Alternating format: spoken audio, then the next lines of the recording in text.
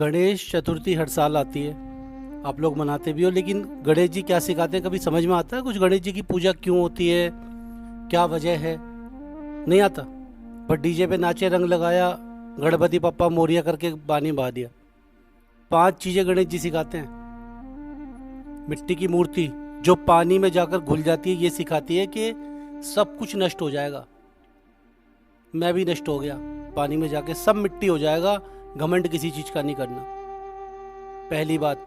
दूसरी बात, उनके बड़े बड़े कान बताते हैं लोगों की सुन लो, क्योंकि तुम्हें सुनना पड़ेगा, बहुत सारी चीजें सुननी पड़ेंगी, इसलिए कान बड़े हैं। आप सबकी सुनो, कोई बात नहीं। और मुंह बहुत छोटा सा होता है मुंह उनका, बोलो कम। लेकिन आदमी क्या है, सुनता किसी की नहीं, बोले जा रहा है लड़ाई झगड़े के कारण। कान बड़े क्यों है? ज्यादा सुनना है। मुंह छोटा क्यों है? कम बोलना है। तीसरी बात हो गई। चौथी बात, आंखें छोटी हैं।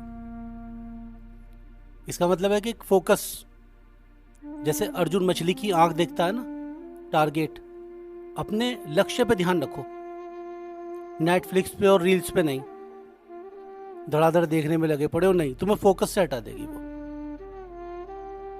और 5वीं और सबसे जरूरी बात, वो अपने माता पिता के भक्त हैं, माता पिता की पूजा करते हैं। दांत टूटा हुआ है उनका, कोई खूबसूरती नहीं है उनमें दिखने में। अगर कार्तिक को खड़ा कर दो ना बराबर में, गणेश जी को खड़ा कर दो, तो पर्सनैलिटी के मामले में कार्तिक बहुत बढ़िया लगेगा। लेकिन पूजा किया जाता है गणेश, क्योंकि माता पिता का आदर सम्मान करता है। अगर तुमने गणेश जी की मूर्ति रखी और माता पिता को नहीं पूछ रहे, तो कोई मायने नहीं उस मूर्ति के, पाप है तुम्हारे लिए वो, क्योंकि माता पिता दुखी है। माता पिता की पूजा करी, इसलिए गणेश जी की पूजा है। विष्णु भगवान से पहले, कृष्ण भगवान से पहले, भोलेनाथ से पहले, अपने माँ बाप से पहले उनकी पूजा क्यों है? क्योंकि वो माता पिता के भक्त हैं।